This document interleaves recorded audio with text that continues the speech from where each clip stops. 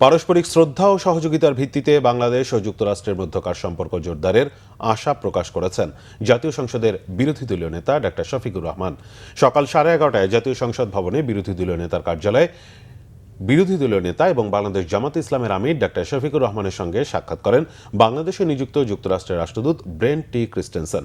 বৈঠকে নির্বাচন পরবর্তী বাংলাদেশের সামগ্রিক রাজনৈতিক অর্থনৈতিক পরিস্থিতি, আসন্ন জাতীয় বাজেট, দ্বিপক্ষীয় বাণিজ্য ও বিনিয়োগের সম্ভাবনা, বাংলাদেশ যুক্তরাষ্ট্র সম্পর্কের বিভিন্ন দিক সহ পারস্পরিক স্বার্থ সংশ্লিষ্ট নানা বিষয়ে আলোচনা হয়।